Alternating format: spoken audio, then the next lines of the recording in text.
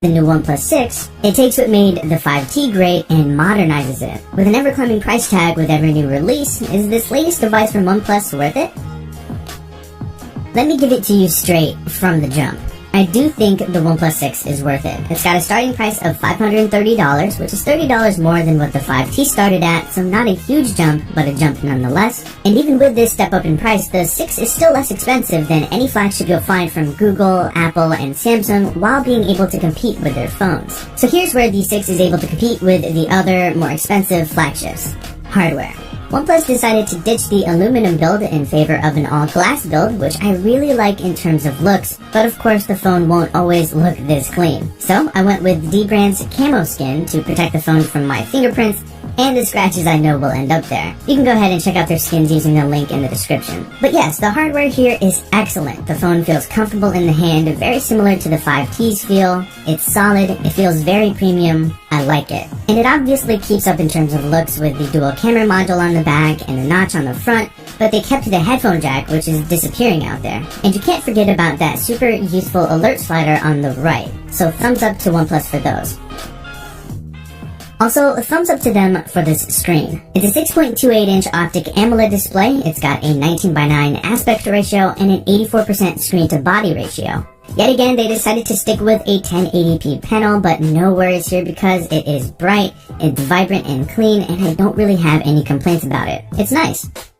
Next category where the 6 is able to compete and perhaps beat others out is user experience. With the 6 you're getting that classic, clean, and blazing fast OnePlus experience as expected. As of this video, my 6 is running Android 8.1 Oreo with OxygenOS 5.1.5 layered on top. OxygenOS has to be my favorite layer or skin on top of Android. You get super fast software updates, and it's pretty much pure Android with all those little tweaks and customizations we know and love. Now, something to note here would be the navigation gesture system. This is an option in the settings where you can get rid of the normal 3-button nav bar and use swipe-up gestures instead. They do need some work, but they function pretty well, and I've been using them ever since I got the phone. While I really enjoy how clean the UI looks without the buttons, overall functionality is definitely missed with the loss of application quick switching and triggering Google Assistant. Some other things here are the ability to completely hide the notch if for some reason you just can't stand it being there. You can lock applications if you'd like. You've got loads of gestures and more. Continuing on with user experience, the 6 is very fast in pretty much everything it does. From unlocking the phone with a fingerprint reader and face unlock, which I love by the way, swiping around and bouncing between applications, to charging the phone with Dash Charge, which is only the fastest charging option through a cable out there. Everything is fast. I haven't experienced any lag, any stutters, hiccups, or anything abnormal. Powered by the latest and greatest Snapdragon 845 CPU, Adreno 630 GPU, and a minimum of 6GB of RAM, everything you do on a smartphone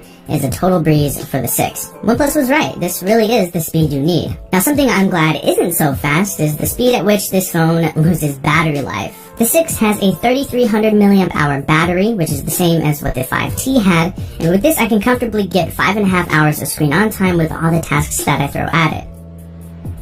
Lastly, the other category where this phone can compete in is the camera category. So no, the OnePlus 6 cameras won't beat out the likes of Samsung, Google, or Huawei completely, but results are absolutely nothing to sneeze at, and you can get some really good looking shots with these cameras. Pictures come out with a nice detail, good exposure, solid color reproduction. They're sharp, although sometimes too sharp, especially with the front-facing camera. Low light performance has gotten a good amount better as well. Now, shots can turn out to be a bit on the warmer side, but if I'm being completely honest here, I am quite pleased with the results I get from the 6's set of cameras, mainly because of the phone's price. Of course, a $500 phone isn't supposed to have better cameras than more expensive flagships, but the fact that results are competitive is very impressive and it speaks volumes. On the video side of things, the 6 can now shoot in 4K at 60 frames per second with optical image stabilization, which is nice. It also has dual microphones, so audio and video recordings sound good. It can shoot in slow motion at 240 frames per second in 1080p. Results here are pretty solid, and 480 frames per second in 720p as well. So the cameras aren't perfect. Like I said, some pictures can come out over sharpened,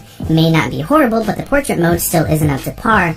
But again, this is a $530 phone, and for that, these cameras are pretty darn impressive. Okay, so the OnePlus 6 is not a perfect phone. In fact, some people, including myself, may call the phone's feature set a little bit of a letdown, and here's why. So you know how the phone has this beautiful all-glass design and how glass backs open the door for wireless charging?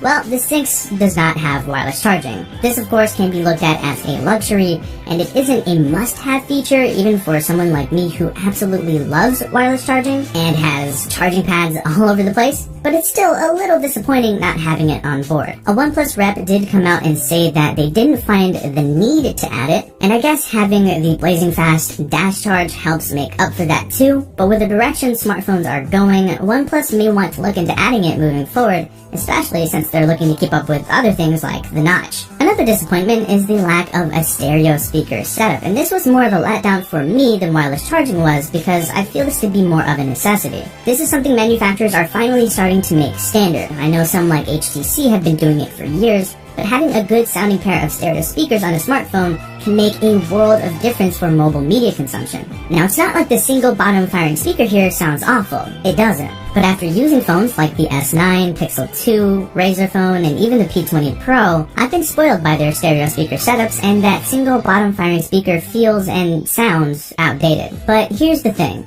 Are these two things total deal breakers? Absolutely not. Remember, this phone starts at just a little over $500. I could also throw in the phone's lack of expandable storage and an IP67 or 68 rating. On the flip side of that, the 6 does come in variants sporting up to 256 gigabytes of storage, which is still under $650. And while OnePlus touts the 6 as being only splash-proof, there are some videos out there showing off just how well the 6 can withstand a good amount of water. So like I said before, the OnePlus 6 is an improved, modernized OnePlus 5T. It's a great phone.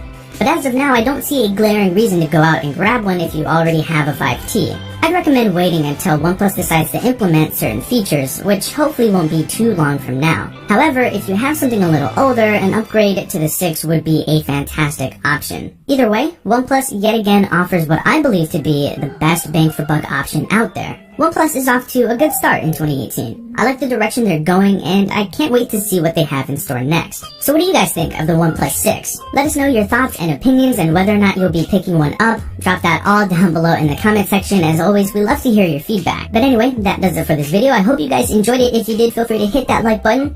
I will talk to you guys later, and thank you so much for watching.